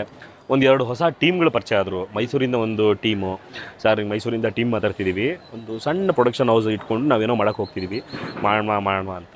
ಮತ್ತು ದೊಡ್ಡ ದೊಡ್ಡ ಪ್ರೊಡಕ್ಷನ್ ಹೌಸ್ ಅಂತ ಏನಿದೆ ಅಥವಾ ಲಾರ್ಜ್ ಸ್ಕೇಲ್ ಸಿನಿಮಾಗಳೇನಿದೆ ಅದು ಯಾವುದೂ ಏನಂತಾರೆ ಅಲ್ಲಿಂದ ಫೋನ್ ಬರೋದಾಗಲಿ ಆ ಥರದ್ದೇನಾಗಿಲ್ಲ. ನಾನೇ ಹೋಗಿದ್ದೆ, ಒಂದು 2 ಕಡೆ ಹೋಗಿ ಬಂದೆ. ತುಂಬ ಪಾಸಿಟಿವ್ ರೆಸ್ಪಾನ್ಸು. ಏನಂತಾರೆ ಸ್ಟ್ಯಾಂಡರ್ಡ್ಸ್ ಬದಲಾಗುತ್ತೆ ಅಂತಾರಲ್ಲ ಸರ್, ಈಗ ಅದೇ ನಾನು ಕಾಂತಾರಕ್ಕೆ ಮುಂಚೆ ಹೋಗಿದ್ರೆ ಒಬ್ಬ ನಾರ್ಮಲ್ ಏನೋ ಆಡಿಷನ್ಗೆ ಹೆಂಗೆ ಹೋಗ್ತೀವೋ ಹಾಗೆ ಹೋಗಿ ನಾರ್ಮಲ್ ಫಾರ್ಮನ್ನು ಫಿಲ್ ಮಾಡಿ ಅಲ್ಲೇ ನಿಂತ್ಕೊಳ್ಳಪ್ಪ ಕರೀತಾರೆ ಅಂತಿದ್ರೆ ನಾನು ಅಲ್ಲೇ ನಿಂತ್ಕೋಬೇಕಾಗಿತ್ತು. ಈಗ ಸಿನಿಮಾ ಮಾಡಿರೋದ್ರಿಂದ ಏನಾಗ್ತಿದೆ ಪ್ಲಸ್ ಅಂದರೆ ನಾನು ಅಲ್ಲಿ ಹೋದ ತಕ್ಷಣ ಸರ್ ಬನ್ನಿ ಅಂತ ಕರ್ಕೊಂಡು ಹೋಗ್ತಿದ್ದಾರೆ, ಚೇರ್ ಹಾಕ್ತಿದ್ದಾರೆ, ಕೂರಿಸ್ತಿದ್ದಾರೆ. ಆ ಥರದ್ದು ಏನೇನೋ ಬದಲಾವಣೆಗಳಾಗಿದೆ. ಕೂತು ಮಾತಾಡಿ ಒಂದಷ್ಟು ಆಡಿಷನ್ನು ಕೊಟ್ಟು ಅವ್ರ ಪಾತ್ರಕ್ಕೆ ಏನು ಬೇಕು ಅಂತ, ಎಲ್ಲ ಪಾತ್ರನೂ ಒಂದೇ ಥರ ಇರಲ್ಲ. ಈಗ ನಾನು ಕಾಂತಾರದಲ್ಲಿ ಮಾಡಿದ ಪಾತ್ರನ ಎಲ್ಲ ಕಡೆ ಮಾಡೋಕ್ಕಾಗಲ್ಲ. ಸೊ ಅವ್ರಿಗೇನು ಬೇಕು ಅನ್ನೋದನ್ನು ಇದ್ರಲ್ಲಿ ಮಾಡೋಕ್ಕಾಗತ್ತಾ ಅಂತ ನೋಡಿ 1-2 ಮಾತಾಡ್ಕೊಂಡು ಬಂದಿದ್ದೀನಿ. ಸೊ ಸದ್ಯದ್ರಲ್ಲೇ ಹೇಳ್ತೀನಿ, ನಿಮಗೆ ಹೇಳ್ತೀನಿ. ರಿಷಬ್ ಶೆಟ್ಟರ್ದು ಒಂದು ವಿಷಯ ಕೇಳಬೇಕು ನಿಮ್ಮ ಹತ್ರ. ಈ ಶೂಟಿಂಗ್ ಶುರುವಾಗೋದಕ್ಕಿಂತ ಮುಂಚೆ ನಿಮಗೊಂದು ಏನೋ ವಾರ್ನಿಂಗ್ ಕೊಟ್ರಂತೆ ರಿಷಬ್ ಶೆಟ್ರು, ಕಲಾವಿದರಾಗಿ ನೀವು ಬರೋದಿದ್ರೆ ಸೆಟ್ಟಿಗೆ ಬನ್ನಿ, ಅಕ್ಕಪಕ್ಕ ನಿಂತ್ಕೊಂಡು ಸೆಲ್ಫಿ ಕೇಳೋದಿದ್ರೆ ದಯವಿಟ್ಟು ಇವತ್ತೇ ಮನೆಗೆ ಹೊರಡ್ಬಿಡಿ. ಆ ಸಿಂಪ್ಲಿಸಿಟಿನ ಒಬ್ಬ ಕಲಾವಿದನಾಗಿ ಹೇಗೆ ನೋಡಿದ್ರಿ ನೀವು? ಸರ್ ಭಾಳ ಖುಷಿ ಆಯಿತು ಸರ್. ನೀವು ಅದೇ ನಾನು ಹೇಳಿದ್ನಲ್ಲ ಸರ್ಕಲ್ ಏನೋ ಮಚ್ಚ ನೀನು ಇಲ್ಲಿ ಅಂತ ಹೇಳಿದ್ರು ಅಂತ, ಅದೇ ಸರ್ಕಲಲ್ಲೇ ಹೇಳಿದ್ದು. ಅಲ್ಲೊಂದಷ್ಟು ಜನ ಬಂದಿದ್ರು. ಅಣ್ಣ ಬಂದ ಕೂಡಲೇ ಎಲ್ಲ ಫೋನ್ಗಳನ್ನ ಎತ್ಕೊಂಡ್ರು. ಅಣ್ಣ ಸರಿ ಇನ್ನೇನು ಸಿಗೋಣ, ವರ್ಕ್ಶಾಪ್ ಎಲ್ಲ ಶುರು ಮಾಡ್ಕೊಳ್ಳಿ ಹಂಗೆ ಅಂತಿದ್ರು. ಎಲ್ಲ ಬಂದು ತುಂಬ್ಕೋತಾರೆ ಸರ್ ಒಂದು ಫೋಟೋ ಅಂತ. ಅವ್ರಿಗೆ ಒಂಥರ ಆಗೋಯ್ತು, ಇವರೆಲ್ಲ ಕರ್ಕೊಂಡು ನಾನು ಸಿನಿಮಾ ಮಾಡೋಕ್ಕೆ ಅಂತ ಹೋಗ್ತಾ ಇದ್ದೀನಿ, ಇವ್ರನ್ನೆಲ್ಲ ಆಡಿಷನ್ ಮೂಲಕ ಸೆಲೆಕ್ಟ್ ಮಾಡಿ ಇವ್ರು ನನ್ನ ಹತ್ರ ಫೋಟೋ ನನ್ನ ಸ್ಟಾರ್ ಥರ ನೋಡ್ತೀರ ಅಂದ್ಬಿಟ್ಟು ವಾಪಸ್ ಬಂದು ಸರ್ಕಲಲ್ಲೇ ಹೇಳಿದ್ರು. ನನ್ನನ್ನು ಒಬ್ಬ ಸ್ಟಾರ್ ಥರನೋ ಅಥವಾ ನನ್ನನ್ನು ದೊಡ್ಡ ಹೀರೋ ಅಂತ ಅಂದ್ಕೊಂಡು ನೀವು ಸೆಲ್ಫಿಗಳು ತೊಗೋತೀರಾ, ಅದು ಮಾಡ್ತೀರಾ, ಆ ಭಾವ ಇಟ್ಕೋತೀರಾ ನನಗಿದ್ರೆ ದಯವಿಟ್ಟು ಮನೆಗೆ ಹೊಟ್ಬಿಡಿ. ಇನ್ನೂ ಇನಿಷಿಯಲ್ ಸ್ಟೇಜ್ ಇದು, ಫಸ್ಟ್ ರೌಂಡ್ ಬಂದಿದ್ದೀರಾ, ಈಗಲೂ ಹೊಟ್ಬಿಡಿ ಮನೆಗೆ. ಇಲ್ಲ ಗುರು, ಇವರು ಕೋ ಆರ್ಟಿಸ್ಟು, ನಾನು ಒಬ್ಬ ಆರ್ಟಿಸ್ಟು, ಅವರೊಬ್ಬರು ಆರ್ಟಿಸ್ಟು. ಏನಂತಾರೆ ಅಣ್ಣಂದು ಯಾವುದೋ ಪಾಲಿಸಿ ಇದೆ, ಗಿವ್ ಆ್ಯಂಡ್ ಟೇಕ್ ಅಂತ. ಸೊ ನಾವೇನು ಕೊಡ್ತೀವೋ ಅದು ಅಂತ. ನಾನು ಒಬ್ಬ ಆರ್ಟಿಸ್ಟ್, ಅವರು ನಮ್ಮ ಕೋ ಆರ್ಟಿಸ್ಟ್ ಅಂತ ಅಂದ್ಕೊಂಡ್ರೆ ನನ್ನ ಜೊತೆಗೆ ಸಾಗಿ ಬನ್ನಿ. ಆ ಬಾಂಧವ್ಯ ಇದ್ರೇನಲ್ವ ಸರ್ ಸ್ಕ್ರೀನ್ ಮೇಲೆ ಇವತ್ತು ಅಷ್ಟು ಚೆನ್ನಾಗಿ ಕಾಣಿಸ್ತಾ ಇದೆ. ಅದೊಂದು ಗ್ಯಾಂಗು, ಅಷ್ಟು ಜನ ಇರ್ತಾರೆ ಒಟ್ಟಿಗೆ, ಒಂಥರ ಬಾಂಧವ್ಯ ಇದೆ ಅಂದರೆ ಅದೇ ಕಾರಣ. ಅಲ್ಲೇ ಮೂಲ. ಅಣ್ಣ ಅಲ್ಲಿಂದನೇ ಶುರು ಮಾಡಿಬಿಟ್ರು. ನಾವು ಹೋಗಿದ್ದು ಫಸ್ಟ್ ಸರ್ಕಲ್ ಕುಂದಾಪುರಕ್ಕೆ ಶುರು ಮಾಡಿದ್ರು. ಸೊ ನಾವು ಇದುವರೆಗೂ ಸೆಟ್ಟಲ್ಲಿ ಒಂದು ಸೆಲ್ಫಿ, ಒಂದು ಫೋಟೋ ಏನೋ ತೊಗೊಂಡಿರಲಿಲ್ಲ. ಗಂಟೆ ಕೂತ್ಕೊಂಡು ನಮ್ಮ ಜೊತೆ ಮಾತಾಡಿದ್ರು ಅಥವಾ ತಮಾಷೆ ಮಾಡಿದ್ರು, ಏನೇ ಮಾತಾಡಿದ್ರು, ನಮ್ಮ ಹತ್ರ ಒಂದು ಫೋಟೋ ಆಗಲಿ ಅಥವಾ ಇನ್ನೊಂದೇನೋ ಒಂದು ಅಣ್ಣನ ಜೊತೆ ಇರಲಿಲ್ಲ. ಎಲ್ಲ ಮುಗಿಸಿ ರಿಲೀಸ್ಗೂ ಮುಂಚೆ ಯಾವುದೋ ಒಂದು ಇವೆಂಟ್ ಆದಾಗ ಅಣ್ಣ ಒಂದು ಫೋಟೋ, ಏನರೋ ಫೋಟೋ, ಸಿನಿಮಾ ಪೂರ್ತಿ ಇದಿರಲ್ಲ ಮತ್ತೆ ಯಾಕ್ರೋ ಫೋಟೋ ಅಂತ. ಸೊ ಆ ಥರ ಹಂಗಿತ್ತು ಸರ್. ಆ ಭಾವನೆ ಬರೋದಕ್ಕೆ ಅಣ್ಣನೇ ಕಾರಣ. ನೋಡಿ, ಅವ್ರನ್ನ ಡಿವೈನ್ ಸ್ಟಾರ್ ಅಂತ ಕರೀತಾರೆ ರಿಷಬ್ ಶೆಟ್ಟರ್. ಒಂದಷ್ಟು ದಿನಗಳ ಕಾಲ ನೀವು ಈ ಜರ್ನಿಯಲ್ಲಿ ಇದ್ರಿ, ಅವ್ರ ಜೊತೆ ಹೆಜ್ಜೆ ಹಾಕಿದ್ರಿ ಈ ಸಿನಿಮಾ ದಾರಿಯಲ್ಲಿ. ಹೌದು. ನಿಮಗೆ ಇತ್ತೀಚೆಗೆ ಆದಂತ ಒಂದು ಘಟನೆ ಬಗ್ಗೆ ನಾನು ಒಂದು ಕ್ಲಾರಿಟಿ ತಗೊಳ್ಬೇಕು ಅಂತ ಅನ್ನಿಸ್ತು ನನಗೆ. ಯಾವ್ದೋ ಒಂದು ಫೋಟೋ ಲೀಕ್ ಆಗುತ್ತೆ, ಸೆಟ್ಟಲ್ಲಿ ಎಲ್ಲಾರು ಊಟ ಮಾಡ್ತಾ ಇರ್ತಾರೆ, ಅಂದ್ರೆ ಆ ದೃಶ್ಯದಲ್ಲಿ ಒಂದು ವಾಟರ್ ಕ್ಯಾನ್ದು ಇದು ಇಟ್ಟಿರ್ತಾರೆ. ಇದೇನು ಇಂಥ ಪೀರಿಯಾಡಿಕಲ್ ಸಿನಿಮಾದಲ್ಲಿ ಈ ವಾಟರ್ ಕ್ಯಾನ್ ಇದಿಟ್ಟಿದಾರಲ್ಲ ಅಂತ ಒಂದಷ್ಟು ಚರ್ಚೆಗಳಾಗುತ್ತೆ. ಇದು ಬೇಕು ಅಂತ ಇಟ್ಟಿರೋದಾ ಅಥವಾ ಅದಿತ್ತ ಯಾರಾದ್ರೂ ಅಲ್ಲಿ ಡೂಪ್ಲಿಕೇಟ್ ಮಾಡಿರೋದಾ, ಈ ತರ ಎಲ್ಲ ಇರುತ್ತೆ. ಒಂದು ಗಹನವಾದ ಚರ್ಚೆ. ರಿಷಬ್ ಶೆಟ್ರು ಬಿಸ್ಲರಿ ವಾಟರ್ ಬಿಸ್ನೆಸ್ ಅಲ್ಲಿ ಇದ್ರು ಮುಂಚೆ. ಇದನ್ನೆಲ್ಲ ಹೇಗ್ ನೋಡ್ತೀರಾ ನೀವು? ಸರ್ ಕನೆಕ್ಟ್ ಮಾಡೋರು 108 ಕನೆಕ್ಟ್ ಮಾಡಿ ಎಲ್ಲಿದ್ರೋ ತಂದಿದ್ದಾರೆ. ನಾನು 7 ಸಲ ಸಿನಿಮಾ ನೋಡಿದೀನಿ, ನನ್ಗೆ ಎಲ್ಲೂ ಆ ಶಾರ್ಟ್ ಕಾಣಿಸಿಲ್ಲ. ವಿಡಿಯೋ ಸಾಂಗು ಬಿಟ್ಟಿದ್ದಾರೆ, ವಿಡಿಯೋ ಸಾಂಗಲ್ಲೂ ಆ ಶಾರ್ಟ್ ಇಲ್ಲ. ಆ ಶಾರ್ಟ್ ಅಂದ್ರೆ ಆ ವಾಟರ್ ಕ್ಯಾನ್ ಅನ್ನೋ ಸಬ್ಜೆಕ್ಟೇ ಇಲ್ಲ ಅಲ್ಲೆಲ್ಲೋ. ಸೊ ಈ ಮೀಮ್ಸ್ ಅಲ್ಲಿ ಟ್ರಾಲ್ ಪೇಜಸ್ ಅಲ್ಲೆಲ್ಲ ಬರ್ತಾ ಇದೆ, ಎಲ್ಲಿದೆ ಟೈಮಿಂಗ್ ಸಮೇತ ಹುಡುಕ್ತಾ ಇದೀವಿ, ನಾವೆಲ್ಲೂ ಇಲ್ಲ. ನಾನು ಅಂತಲ್ಲ, ನಮ್ದು ಗ್ರೂಪ್ಸ್ ಇದೆ, ವಾಟ್ಸಪ್ ಗ್ರೂಪ್ಸ್, ಕಾಂತಾರ ಫ್ಯಾಮಿಲಿ ಆಗಿರ್ಬೋದು, ಕಾಂತಾರ ಆರ್ಟಿಸ್ಟ್ಗಳಾಗಿರ್ಬೋದು, ಎಲ್ಲ ಆ ಗ್ರೂಪಲ್ಲೆಲ್ಲ ಹಾಕಿ ನೋಡಿದೀವಿ. ಯಾರಿಗಾರು ಕಾಣಿಸ್ತಾ ಹೇಳ್ರೋ ಎಲ್ಲಿದೆ ಸಿಗ್ತಾ ಇದೆ ಅಂತ, ಯಾರಿಗೂ ಸಿಗ್ತಿಲ್ಲ. ಸೊ ಯಾರೋ ಏನಕ್ಕೆ ಮಾಡಿದಾರೋ ಗೊತ್ತಿಲ್ಲ, ಯಾರೋ ರಿಷಬ್ ಶೆಟ್ಟರ್ ಮೇಲೆ ಪ್ರೀತಿ ಜಾಸ್ತಿಯಾಗಿ ಅವ್ರ ಹಿನ್ನೆಲೆನ ಇದಕ್ಕೆ ಕನೆಕ್ಟ್ ಮಾಡೋಣ ಅಂತ ಹೇಳಿ ಯಾರೋ ಮಾಡಿದಾರೋ ಒಂದು ಸ್ಕ್ರಿಪ್ಟು, ಸಪ್ರೇಟ್ ಸ್ಕ್ರಿಪ್ಟ್ ಇರ್ಬೋದು, ಗೊತ್ತಿಲ್ಲ ಸರ್ ನಮಗೆ. ನಾವಂತೂ ಅದೇ ಹೇಳಿದ್ನಲ್ಲ, 7 ಸಲ ಸಿನಿಮಾ ಇದ್ದಂದಾಗಲೇ ಇದುವರೆಗೂ ನಾನು ನೋಡಿಲ್ಲ. ಅಥವಾ ಇನ್ನೊಂದೇನೋ ನನಗೆ ಮೊಬೈಲಲ್ಲಿರೋ ವಿಡಿಯೋ ಸಾಂಗ್ ಯೂಟ್ಯೂಬಲ್ಲಿ ಇರೋದ್ರಲ್ಲ ಅದರಲ್ಲೂ ಎಲ್ಲೂ ಇಲ್ಲ. ಸೊ ಗೊತ್ತಿಲ್ಲ, ಮೋಸ್ಟ್ಲಿ AI ಬಳಸಿದಾರ, ಏನು ಇವತ್ತಿನ ಏನೇನು ಮಾಡ್ತಾರ ಸರ್ ಗೊತ್ತೇ ಆಗಲ್ಲ ಸರ್. ಸೊ ಅದೊಂದು ಅದ್ರ ಬಗ್ಗೆ ಕ್ಲಾರಿಟಿನೇ ಇಲ್ಲ ಸರ್ ನಮ್ಗೆ ಇದುವರೆಗೂ ಇಲ್ಲ. ನೋಡಿ, ನಟನೆ ನಿಮಗೆ ಒಂದು ಜೀವಕಲೆ. ಇನ್ನೊಂದು ಕಡೆ ನೀವು 500ಕ್ಕೂ ಹೆಚ್ಚು ಸಿನಿಮಾಗಳಿಗೆ ಡಬ್ಬಿಂಗ್ ಮಾಡಿದೀರಾ ಅಂತ ಗೊತ್ತಾಯ್ತು. ಡಬ್ಬಿಂಗ್ ಕೂಡ ನಿಮ್ಮ ಬೇರೆಯದೇ ಆದಂತ ಒಂದು ಪ್ರೊಫೆಷನ್. ವಿಜಯ್ ಸೇತುಪತಿ ಸಿನಿಮಾಗಳು ಬಂದ್ರೆ ಟಕ್ ಅಂತ ನಿಮಗ್ ಫೋನ್ ಬರುತ್ತಂತೆ, ನಿಜ ಆಗತ್ತಾ ನಿಮಗೂ ವಿಜಯ್ ಸೇತುಪತಿ ಅವರು? ನಾನು ಸಿಕ್ಕಾಪಟ್ಟೆ ಫಾಸ್ಟ್ ಆಗಿ ಮಾತಾಡ್ತೀನಿ ಸರ್, ಅವರು ಸಿಕ್ಕಾಪಟ್ಟೆ ಫಾಸ್ಟ್ ಆಗಿ ಮಾತಾಡ್ತಾರೆ. ಅವರು ಯೂಶಲಿ ಡಬ್ ಮಾಡೋದು ಕಷ್ಟ ಅವರಿಗೆ, ಸಿಕ್ಕಾಪಟ್ಟೆ ಸ್ಪೀಡ್ ಅವರು ಮಾತಾಡ್ಬಿಡ್ತಾರೆ ತಮಿಳಲ್ಲಿ. ಸೊ ಆ ಸ್ಪೀಡನ್ನ ಸಿಂಕ್ ಅದೇನೋ ನನ್ನ ಸ್ಪೀಡ್ಗೂ ಅವ್ರ ಸ್ಪೀಡ್ಗೂ ಸಿಂಕ್ ಆಗೋಯ್ತು ಅನ್ಸುತ್ತೆ. ಸೊ ಅಥವಾ ವಾಯ್ಸ್ ಟೆಕ್ಸ್ಚರ್ ಸಿಂಕ್ ಆಗೋಯ್ತು ಅನ್ಸುತ್ತೆ. ಸೊ ಸೇತುಪತಿಗೆ ಮಾಸ್ಟರ್ ನಾನು ಮಾಡಿದ ಮೊದಲನೇ ಸಿನಿಮಾ ಅವ್ರದ್ದು. ಮಾಸ್ಟರಿಂದ ಹಿಡಿದು ಇಲ್ಲಿವರೆಗೂ ಯಾವ್ಯಾವ ಸಿನಿಮಾ ಬಂದಿದೆಯೋ ಎಲ್ಲದಕ್ಕೂ ನಾನೇ ಮಾಡ್ಕೊಂಡಿದ್ದೆ. ಮಾಸ್ಟರು, ವಿಕ್ರಮು, ಫರ್ಜಿ ಸೀರೀಸು, ಆನಬಲ್ ಸೇತುಪತಿ, ಇನ್ನೊಂದು ಸುಮಾರು ಸಿನಿಮಾಗಳು ಸೇತುಪತಿ ಎಲ್ಲ ಸಿನಿಮಾಗಳು. ಮಹಾರಾಜ ಸಿಕ್ಕಾಪಟ್ಟೆ ಪ್ರಶಂಸೆ ತಂದ್ಕೊಡೋದು. ಸುಮಾರು ಜನ ಫೋನ್ ಮಾಡಿ ತುಂಬ ಚೆನ್ನಾಗಿ ಮಾಡಿದ್ದೆ ರಾಘು ಮಹಾರಾಜ, ಸೇತುಪತಿನೇ ಮಾತಾಡ್ದಂಗಿದೆ ಅನ್ನೋ ಥರ ಹೊಗಳಿಕೆಯನ್ನು ಕೊಟ್ಟರು. ಸೊ ಭಾಳ ಖುಷಿ ಆಯಿತು ಸರ್. ನೋಡಿ, ತುಂಬಾ ವರ್ಷಗಳ ಹಿಂದೆ ಶ್ರದ್ಧಾ ರಾಘವೇಂದ್ರ ಅಂತ ಹೇಳ್ತಾರೆ, ಆ ಒಂದು ಟೈಟಲ್ ಇತ್ತು. ಈಗ ಗೇಂಡಾ ರಾಘವೇಂದ್ರ ಅಂತ ಹೇಳ್ತಾರೆ ನಮಗೆ. ಈ ಗೇಂಡಾ ರಾಘವೇಂದ್ರ ಒಂದು ಜನರಲ್ ಇಮೇಜ್ ಓಪನ್ ಆದ್ಮೇಲೆ ಜನರು ಗುರುತಿಸ್ತಾ ಇದ್ದಾರೆ, ನಿಮ್ಮನ್ನ ಇಷ್ಟು ಪ್ರೀತಿಸ್ತಾ ಇದ್ದಾರೆ. ಇನ್ನು ಪಾತ್ರಗಳ ಆಯ್ಕೆಯಲ್ಲಿ ಚೇಂಜಸ್ ಕಂಡುಕೊಳ್ತೀರಾ ನೀವು? ಖಂಡಿತವಾಗ್ಲೂ ಸರ್. ಪಾತ್ರಗಳ ಆಯ್ಕೆ ಅನ್ನೋದಕ್ಕಿಂತ ಸರ್, ನಾವು ಪಾತ್ರಗಳನ್ನು ಆಯ್ಕೆ ಮಾಡ್ಕೊಳ್ಳೋಂಥದ್ದಲ್ಲ, ಆ ಪಾತ್ರಕ್ಕೆ ನಾವಾಗಬೇಕು. ನನ್ನ ಒಂದು ಇದು ಸರ್, ನಾನೇನೋ ನನಗೇನು ಅನ್ಸುತ್ತೆ ನಾನು ಅದನ್ನು ಮಾಡ್ತೀನಿ ಅನ್ನೋದು ತಪ್ಪು ಅನ್ಸ್ಬಿಡುತ್ತೆ ಸರ್. ಒಬ್ಬ ಡೈರೆಕ್ಟರ್ ನಟ ಆಗಬೇಕು ಅಂತಾರಲ್ಲ ಯಾವಾಗಲೂ, ರಿಷಬಣ್ಣ ಹೇಳ್ಕೊಟ್ಟಿದ್ದೆ ಅದು. ಡೈರೆಕ್ಟರ್ಗೆ ಏನು ಬೇಕೋ ನಾವು ಅದನ್ನು ಮಾಡಬೇಕು. ಈಗ ನನ್ನನ್ನು ಅವರು ಪೊಲೀಸ್ ಆಫೀಸರ್ ಮಾಡ್ತಾರೆ ಅಂದರೆ ನಾನೊಬ್ಬ ಪೊಲೀಸ್ ಆಫೀಸರ್ ಆಗಬೇಕು, ಅಥವಾ ನನ್ನನ್ನು ಭಿಕ್ಷುಕ ಮಾಡ್ತಾರೆ ಅಂದರೆ ನಾನೊಬ್ಬ ಭಿಕ್ಷುಕ ಆಗಬೇಕು. ನಾನು ಮಾಡೋದ ಈ ಕ್ಯಾರೆಕ್ಟರ್ನ ನಾನು ಇದನ್ನು ಆಯ್ಕೆ ಮಾಡ್ಕೋತೀನಿ ಅನ್ನೋದು ತಪ್ಪಾಗ್ಬಿಡುತ್ತೆ. ಸೊ ನೆಕ್ಸ್ಟ್ ಬರೋವಂಥ ಅವಕಾಶಗಳು ಅಥವಾ ಇನ್ನೊಂದು ಏನೇ ಆದರೂ ನಾನು ಆ ಪಾತ್ರಕ್ಕೆ ಅಂದರೆ ಕೂರ್ತೀನಿ ಅಥವಾ ನನ್ನ ಕೈಲಿ ಈ ಪಾತ್ರವನ್ನು ಮಾಡ್ಬೋದು ಅಂತ ಅವ್ರು ನನ್ನ ಮೇಲೆ ನಂಬಿಕೆ ಇಟ್ಟು ಖಂಡಿತವಾಗ್ಲೂ ಪಾತ್ರವನ್ನು ಕೊಟ್ಟರೆ ಡೆಫಿನೆಟ್ಲಿ ಮಾಡ್ಕೊಡ್ತೀನಿ ಸರ್. ನನಗೆ ಇನ್ನೊಂದು ಪ್ರಶ್ನೆ ಇದೆ ನಿಮ್ಮ ಈ ಔಟ್ಲುಕ್ ಬಗ್ಗೆ. ಸಡನ್ ಆಗಿ ಇವಾಗ ನೀಟ್ ಶೇವ್ ಮಾಡಿಬಿಟ್ರಿ ಅನ್ಕೊಳ್ಳಿ, ನಿಮ್ಮನ್ನ ಕಂಡು ಹಿಡಿಯೋದೇ ಇಲ್ಲ ಜನ, ಆ ರಿಸ್ಕ್ಗೂ ಕೈ ಹಾಕಕ್ಕೆ ತಯಾರಾಗಿದ್ದೀರಾ? ಡೆಫಿನೆಟ್ಲಿ ಇದೀನಿ ಸರ್. ಯಾವುದೋ ಒಂದು ಪಾತ್ರ ಬಂತು, ಡೆಫಿನೆಟ್ಲಿ ಮಾಡಿದ್ದೀನಿ ಸರ್. ಸರ್ ನಾವು ಕೆಲಸ ಮಾಡೋದು ಅಥವಾ ಕೆಲಸ ಮಾಡ್ತಿರ್ಬೇಕಷ್ಟೇ ಸರ್. ಜನ ನಮ್ಮನ್ನು ಗುರುತಿಡಿತಾರೆ, ನಮ್ಮ ಜೊತೆ ಫೋಟೋ ತಗೋತಾರೆ ಅಥವಾ ಇನ್ನೊಂದೇನೋ ಮಾಡ್ತಾರೆ. ಹಂಗಾದ್ರೆ ಒಂದೇ ಸಿನಿಮಾಗೆ ಸೀಮಿತ ಆಗ್ಬಿಡ್ತೀವಿ ಅಲ್ವರ. ಈಗ ಹೂನಪ್ಪ ಸಿಕ್ಕಿದೆ, ಈಗ ನನ್ನ ಕಾಂತಾರ ಸಿಕ್ಕಿದೆ, ಈಗ ಜನ ನೋಡ್ತಿದ್ದಾರೆ, ನನ್ನ ಹತ್ರ ಫೋಟೋ ತಗೋತಿದ್ದಾರೆ, ಸಾಕು ನನಗೆ ಅಂದ್ಕೊಂಡು ನಾನು ಹಿಂಗೆ ಎದ್ಬಿಟ್ರೆ ಅದು ಸರಿ ಬರೋಲ್ಲ. ಪಾತ್ರಗಳು, ನನ್ನ ಆಸೆ ಏನು, ನನ್ನ ಕನಸುಗಳೇನು, ಪಾತ್ರಗಳನ್ನು ಮಾಡಬೇಕು, ಆ್ಯಕ್ಟ್ ಮಾಡಬೇಕು, ನನ್ನಲ್ಲಿ ಎಷ್ಟು ಸಾಧ್ಯ ಆಗುತ್ತೋ ಅಷ್ಟು ಚೆನ್ನಾಗಿ ಮಾಡಬೇಕು, ಎಫರ್ಟ್ಸ್ ಹಾಕಬೇಕು, ಏನೇನೋ ಕನಸುಗಳು, ಇನ್ನೊಂದೇನೋ ಅದು ಮಾಡಬೇಕು, ಇದು ಮಾಡಬೇಕು ಅಂತ ಅಲ್ಲ ಮಾಡಬೇಕು ಅಂದರೆ ಇದನ್ನು ಒಂದೇ ಇಟ್ಕೊಂಡೇ ಮಾಡೋಕ್ಕಾಗಲ್ಲ ಸರ್. ಒಂದೇ ನಂತರ ಮೊನೋಟನ್ಸ್ ಆಗಿಬಿಡುತ್ತೆ. ಇವನ್ನೆಲ್ಲ ಸಿನಿಮಾದಲ್ಲಿ ಹಿಂಗೆ ಕಾಣಿಸ್ತಾನಲ್ಲ ಇವನು ಅಂತ. ನನಗೆ ಅದು ಇಷ್ಟ ಇಲ್ಲ ಸರ್. ನಾನು ಖಂಡಿತವಾಗ್ಲೂ ಚೇಂಜ್ ಮಾಡ್ತೀನಿ. ಸೊ ಕಾಯ್ತಿದ್ದೀನಿ, ಒಂದು ಒಳ್ಳೆ ಅವಕಾಶ ಏನಾದ್ರು ಬಂತು ಅಂದರೆ ಖಂಡಿತವಾಗ್ಲೂ ತೆಗಿತೀನಿ ಸರ್. ಅಡ್ರೆಸ್ ಹುಡುಕಾಟದಲ್ಲಿ ಒಂದು ಸಿಗ್ನಲ್ ಅಂತೂ ಸಿಕ್ಕಿದೆ. ಸಿಕ್ಕಿದೆ. ಇಷ್ಟು ದಿನ ಸಿಕ್ಕಿರ್ಲಿಲ್ಲ, ಒಂದು ಆತಂಕ ದುಗುಡಗಳು ಇತ್ತು. ಇನ್ನು ಮುಂದಿನ ಹೆಜ್ಜೆನ ನೀವು ಬಹಳ ಎಚ್ಚರಿಕೆಯಿಂದ ಇಡಬೇಕಾದಂತ ಒಂದು ಅವಶ್ಯಕತೆ ಇರುತ್ತೆ ಕಲಾವಿದರಿಗೆ. ಆ ನಿಟ್ಟಿನಲ್ಲಿ ನಿಮ್ಮ ಮುಂದಿನ ಸಿನಿಮಾ ಸ್ಟೆಪ್ ಹೇಗಿರ್ಬೋದು ಸರ್? ನಾನು ಏನು ಹೇಳ್ತೀನಿ, ಅದ್ರ ಬಗ್ಗೆ ತುಂಬ ಡಿಸೈಡ್ ಮಾಡುವಂಥದ್ದು ಅಥವಾ ಇನ್ನೊಂದೇನೋ ಮಾಡುವಂಥದ್ದು ಯೋಚನೆ ಮಾಡುವಂಥದ್ದು ಮಾಡಿಲ್ಲ. ನನಗೆ ಎಂಡ್ ಆಫ್ ದ ಡೇ ಬೇಕಾಗಿರೋದು ಪ್ಯಾಷನ್ ಇರುವಂಥ ಫಿಲ್ಮ್ ಮೇಕರ್ಸ್. ಯಾರೇ ಸಿನಿಮಾನ ಪ್ರೀತಿ ಮಾಡಿ ಅಥವಾ ಸಿನಿಮಾ ಪ್ಯಾಷನ್ ಇರಬೇಕು, ಅವ್ರಿಗೆ ಕೆಲಸ ಮಾಡಬೇಕು ಅಂತ ಕಷ್ಟಪಟ್ಟು ಕೆಲಸ ಮಾಡೋಂಥ ಒಂದು ಟೀಮ್. ಅವರು 5Dಯಲ್ಲಿ ಶೂಟ್ ಮಾಡ್ತಾ ಇರಲಿ ಅಥವಾ ಅಲೆಕ್ಸಲ್ಲೇ ಶೂಟ್ ಮಾಡ್ತಿರಲಿ ಅಥವಾ ಇನ್ನೊಂದು ಕಾಂತಾರ ಅಂತದ್ದು ಇನ್ನೊಂದು ಲಾರ್ಜ್ ಸ್ಕೇಲ್ ಸಿನಿಮಾ ಮಾಡ್ತೀನಿ ನಾನು, ಇದಾದ್ಮೇಲೆ ಇನ್ಯಾವುದು ಮಾಡಲ್ಲ, ಚಿಕ್ಕ ಪುಟ್ಟ ಆ ಥರದ್ದು ಯಾವ ಭ್ರಮೆಯಲ್ಲೂ ಇಲ್ಲ ಸರ್ ನಾನು. Okay sir, I wish you very all the best. Thank you. Deepavali ದಿನ ಬೆಳಕು ಸೃಷ್ಟಿಯಾಗುವಂತ ಮಾತುಗಳನ್ನೇ ಆಡಿದ್ದೀರಾ. Thank you sir. ಒಂದಷ್ಟು ಸ್ಟ್ರಗಲ್ಗಳು ಈಗ ಜನಕ್ಕೆ ಗೊತ್ತಾಗ್ತಿದೆ. ರಾಘವೇಂದ್ರ ಯಾರು ಅಂತ ಹೇಳೋದೇ ನಿಮ್ಮ ಉದ್ದೇಶವಾಗಿತ್ತು. ನಿಮ್ಮ ಒಳಗಿರೋ ಕಲಾವಿದ ನಿಧಾನವಾಗಿ ಆಚೆ ಬರ್ತಾ ಇದ್ದಾನೆ. Thank you sir. ಇನ್ನಷ್ಟು ಒಳ್ಳೊಳ್ಳೆ ಸಿನಿಮಾ ಆಫರ್ಗಳು ಸಿಗ್ಲಿ. ನೀವು ಒಂದಷ್ಟು ಘಟಾನುಘಟಿಗಳ ಜೊತೆ ಕೆಲಸ ಮಾಡ್ಕೊಂಡು ತೆರೆ ಮೇರೆಯಲ್ಲಿ ಬಂದಿದ್ರಿ. ಹೌದು, ನೀವು ಕೂಡ ಅಂತ ಘಟಾನುಘಟಿಗಳ ಚೇರಲ್ಲಿ ಹೋಗಿ ಕೂತ್ಕೊಳ್ಳೋ ಹಾಗೆ ಆಗ್ಲಿ ಅಂತ ನಾನು ಈ ಶುಭ ಗಳಿಗೆಯ ದಿನ ಬೇಡ್ಕೊಳ್ತೀನಿ. Thank you so much sir. Thank you so much for your time. ನಿಮಗೆ ಥ್ಯಾಂಕ್ ಯು ಸರ್. ಏನಂತಾರೆ, ನಮ್ಮಂಥ ಪುಟ್ಟ ಕಲಾವಿದರನ್ನ ಅಥವಾ ಸಣ್ಣ ಸಣ್ಣ ಪಾತ್ರ ಮಾಡೋದಂಥ ವ್ಯಕ್ತಿಗಳನ್ನು ನಾನು ನಿಮ್ಮನ್ನು ಫಾಲೋ ಮಾಡ್ತಾ ಬರ್ತಿದ್ದೀನಿ. ನೀವು ಹೋಗಿ ಹುಡುಕಿ ಮಾತಾಡುವಂಥದ್ದು, ನಿಮ್ಮ ಕರ್ನಾಟಕ ನ್ಯೂಸ್ ಬೀಟ್ ಮಾಡ್ತಿರೋವಂಥ ಕೆಲಸ ನಾನು ನೋಡಿದ್ದೀನಿ. ಸೊ ಭಾಳ ಖುಷಿಯಾಗುತ್ತೆ. Thank you Karnataka news beat, ನಮ್ಮಂಥವ್ರನ್ನ ಕರೆಸಿ ಮಾತಾಡಿದ್ದಕ್ಕೆ.